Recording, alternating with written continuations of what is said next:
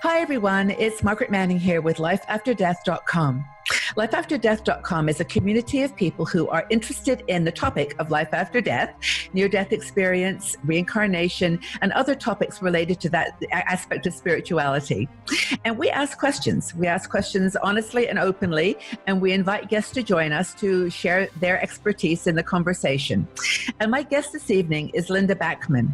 Linda is a licensed psychotherapist and a regression therapist. She uses hypnotherapy to guide her clients to a deeper understanding of their soul and their life's purpose. She's the author of 3 books, and including one called Bringing Your Soul to Light, Healing Through Past Lives and Time Between. And Linda and her husband have founded the Ravenheart Center in Colorado. And I'm so excited to have you here with us tonight, Linda. Thank you, Margaret. It's a pleasure to be with you.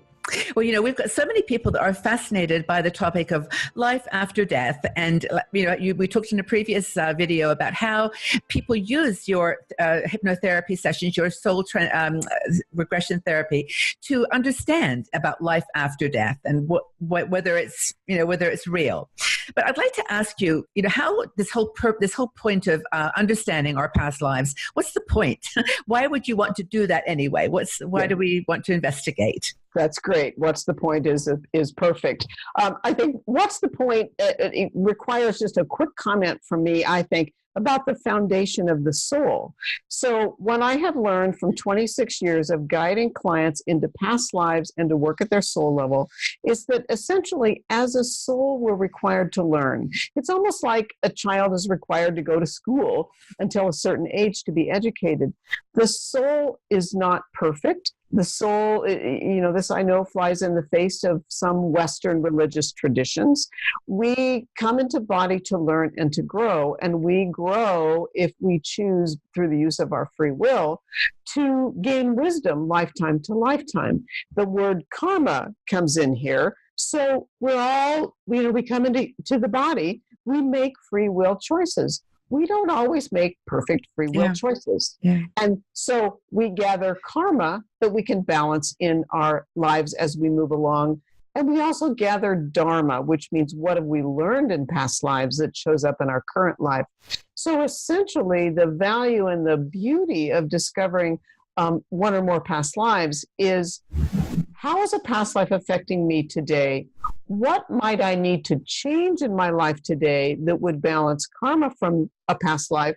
Or what might I need to embrace that I learned from a past life that I'm not giving myself credit for already knowing? Now, this may be a question that takes us too far into, timeless zone, but where does the soul start?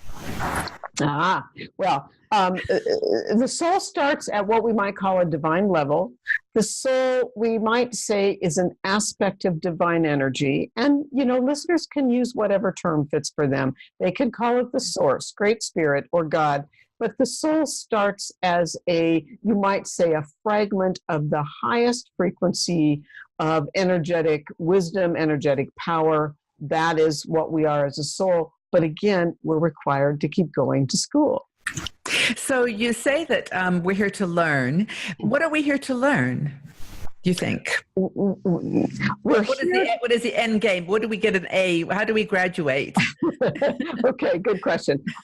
We're here to learn about integrity. And basically meaning, if I make it a little bit esoteric, we're here to learn how to take care of the earth. We're here to learn how to care for the animals and the plants. We're also here to develop a culture, if we're talking about life on earth, a culture of, you might say, non-duality, that all people deserve to have their needs met, that all people are equal. That's very esoteric, but that is basically what we're coming into body to grow and to learn about.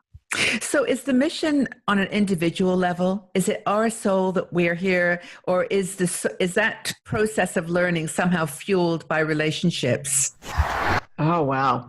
Beautiful question. And I realize I didn't fully finish answering your last question. So it's complicated. It's also complex. This whole, it's difficult. It is. I think in answer to what you just asked, that relationships are the sandpaper, if you will, of growing and learning. Now, are we talking about it has to be a romantic relationship? No, it could be. But relationships with friends, family, children, grandchildren, romantic partners, I really think it's the sandpaper. And for people, of course, that understand sandpaper, we know that sandpaper is fine-grained and coarse-grained. So we have coarse-grained experiences, those really, hard rubs of difficult things. And then we have things that are a little bit softer. That is how the soul grows and learns. We are working toward having the wisdom to serve as a spiritual guide to other incarnate souls.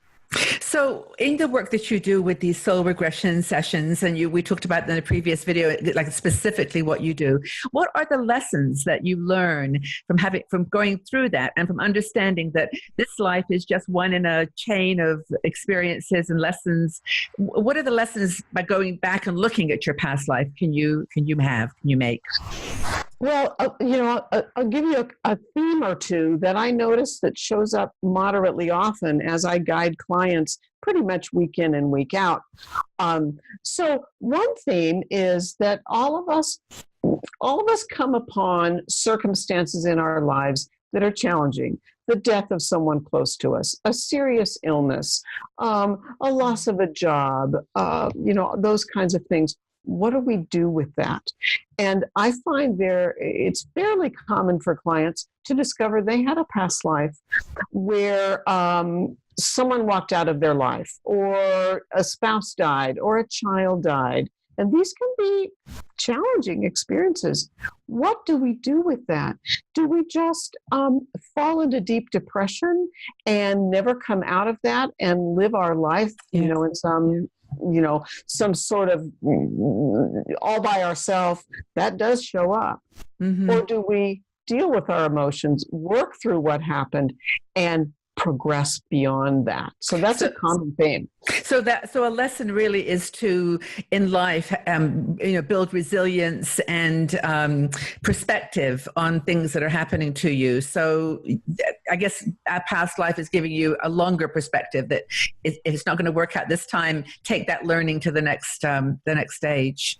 So. Yes, and I would say to listeners, and this may shock people or may not shock people, we've all had past lives where we were not just the victim, we were the persecutor. So we have to have lives where we play both sides of the fence. Mm-hmm. We were, to use a very graphic example, but this does show up sometimes, we might have been the Nazi guard in a concentration camp.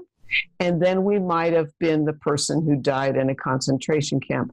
We learn from both experiences. If we don't learn, as probably listeners know, we just come back again. We're given the opportunity to keep doing second grade over and over and over if we need to. That's very powerful. Actually, gave me goosebumps when you said that, but how does that work though? I mean, when you die as the Nazi guard or as the person who did something, the perpetrator, when you die, do you then have a guide or someone that helps you to decide how to balance or counterpoint what you've gone through, what you've done? Yes. And so, and I'll just say, as people listen to my answers, it's like, why does Linda think she knows these things? Yeah. I'm telling you what I've learned from clients where they tell me I don't tell them over the course of many years, 25 or so years, as well as from mentors. So I didn't pluck this out of the air. But yes, let's just say theoretically, I was the Nazi guard in a concentration camp. When I die and cross over, no matter how I died, I always have a spiritual guide, one or more, who is benevolent, but holds me accountable. Mm-hmm. And that's the bottom line. Our spiritual guides are benevolent, and yet we must show accountability. So it's not like in certain traditions where there's a punishment. It's not like the punishment is not maybe as harsh. It may actually be exactly the opposite, compassionate, but in order to teach you. It's actually more important in that case to come see people like you to actually do that regression so you see it from both sides. Right, exactly. And we're also given a certain amount of say in, so let's just say, and I probably should pick another example, but let's just say I was the Nazi guard. Then I cross over. I am met by a number of spiritual guides. We always have a team of guides. They ask me, what happened in that life? What did you do? If we're honest, we're treated very differently than if we are, if you will, dishonest. And then we have some say about upcoming lifetimes. We have a say in the planning of the upcoming lifetime. Well, Linda Soul, how do you want to balance that? And I might say, I want a tough life the next time. I want to have to deal with, I want to clean that up quickly. Yeah. Wow. So Linda, have you noticed any themes? I mean, you've been doing, I don't know how many patients or clients, as you call them, that you see every year, but have you noticed any themes with this, lessons like I from that experience with you, Linda, I've learned to whatever. Yes, I mean, there are many themes. One would be that from that experience, I've learned what I don't want to do, or I've learned, I remember a client, and these words kind of resonate in my head. I remember a particular client toward the end of the regression saying, I had to know how not to be in order to know how to be. Mm-hmm. It's sort of like, I always use the example of a class, an elementary school class with a spelling bee, or the spelling words that come like on Monday, but you have to pass them on Friday. Right. You get them on Monday, but maybe on Wednesday you do a practice spelling test and you miss a couple of words. So you figure out what you need to work on. And then by Friday, hopefully you get most, if not all of those words correct. Our lives are just like that. So in a way, it's like self-awareness is a lesson, like being self-aware of your shortcomings, your flaws, but also your strengths, and self-acceptance. Self-acceptance, humility. We all make mistakes. We can all clean up our mistakes. But life is hard sometimes. And, I think about circumstances of clients or my own circumstances. Yeah. Clients come away understanding when complicated things happen in our lives, there's a reason. And we can learn from those experiences. Mm-hmm. Have you noticed anything like generationally, like people who are boomers or people who are millennials having come from, when you look at their past lives, coming from similar past life experiences? Like, does it cultural? Like, do people come into the world? I don't know how to explain this, like as a group. Do you know what I'm asking? Oh, I think I know what you're asking. I would say it doesn't vary based on generations. What came to my mind as you were asking that is that there's a number of different studies that show that younger people, people from age 25 to 35 or 25 to 40 right now, believe in reincarnation more so than older people. Interesting. But I think maybe a quick comment, and this, you're just kind of sitting on the edge of this kind of a question. As a soul, we belong to a small group of souls from the beginning of our incarnations, and those are the souls we share the most lives with. I call that a soul, a soul pod. Yeah, a tribe. That's actually kind of what I was asking. Like, do people move together? Yes. Totally move together. And we'll kind of know that, for people, I like to do this. It's like, how does it feel? It's like, if you meet someone and you feel comfortable, or you instantly don't feel comfortable, that is almost always past life related. Almost always. That's really fascinating, because people tell these stories all the time. If they met someone, they maybe got married to that person, but they lived like 2 streets from them or on the same street when they were 7 years old. That's right. And if they didn't meet when they were 7, they were going to meet when they were 27. And if they didn't meet at 27, they were going to meet at 50. So we kind of are connected. Yes, or they met like in high school at age 15, but they went on to marry someone else, and maybe they were each married for 30 or 40 years, right. Each spouse died, and they connect back with each other at age 65 or whatever. Yeah. So this is kind of jumping a little bit. I mean, we're talking about lessons that we learn from these regression sessions that you do. What would you say it does to prove or disprove the existence of a soul, a soul? I mean, how does what you talk to people about in the regressions, in your mind, validate there is such a thing as a soul?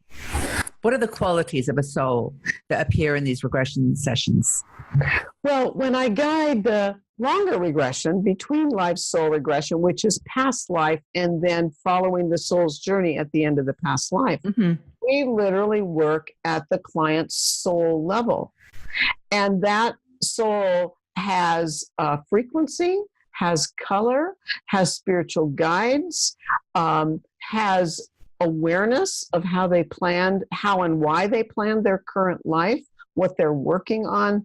I have absolutely no doubt it would be fascinating if I just kind of gave you some examples of how people describe leaving the body and journeying onward, because there are commonalities. It's not always a tunnel. Like, we think about near-death experiencers describe a tunnel. There might be a tunnel, but it is usually very misty, foggy, ethereal, and then it gets brighter and lighter and often like a myriad of colors. Does the soul, as you experience it when you're talking to people in these regression sessions, does it map to like you said, color and shape, but does it map to consciousness as well? Like, does the consciousness, for example, the reason I'm asking this question, in a near-death experience, I spoke to Dr. Raymond Moody, and he was talking about the fact that as you die, or as you go through that experience, you can read the minds of the doctors who are looking after you, trying to resuscitate you. It's not that you're watching them. Like, it's not like a color that you see or a body that you see, but it's something that, and he calls it the soul, that experiences a heightened consciousness, like an enlightenment. Like, you actually can see inside the mind of another person because you're looking at the whole universe, like the whole. Right. I don't know if they're making any sense, but Yes, I think you are making sense. And I think what you're talking about is we start tapping into our core consciousness, and our core consciousness is deeply intuitive. So it's almost like our intuitive capabilities expand. One of the things I always do, it's a piece of the regression as the client's crossing over, is we pause briefly the crossing over process, if you will, and I give the client the opportunity to do what most people would call after-death communication. It's like, is there a loved one? Is there someone you need to say goodbye to? Is there someone you need to support before you kind of follow that journey going higher and higher? And some clients choose to do that after the end of the past life, some don't. So does the soul have intelligence then? I mean, is it able to have a dialogue with the guides? I mean, how does it relate to the guides? Your soul is intelligence, or? Yeah, I would hazard to say, and you probably know this, Margaret, there are many researchers right now, they're usually people with PhDs in physics, that are measuring pure consciousness. And they're working on what we might call non-material physics, which means measuring something, in the non-local. And yes, we're talking about consciousness, which is pure intelligence, because our soul is the core of our intelligence, or not our mental, not our gray matter intelligence, but our core consciousness. It is intelligent energy. Wow. You must have fun doing this. Honestly, I love what I do. Yeah. I have friends that are retired at the age that I am. I have no interest at this point in retiring. Well, what's wonderful is actually we've talked about a spectrum of things here, but it's boiled down to really the lessons that you learn from doing these past life soul regressions that you do, and also how those lessons can then help you in your present life. I mean, it's all, I'm sure the work you do is so empowering, because you're people walking out your door with skills now to live a better, richer, put together life. Yes, and I think that is absolutely the point. It isn't like, as I say to people, la-di-da, did I serve with Pharaoh Mentuhotep? That might be the case, but it's what does it have to do with life today? And how can you learn and apply what you learned from past lives and your soul level work to moving forward in your current life?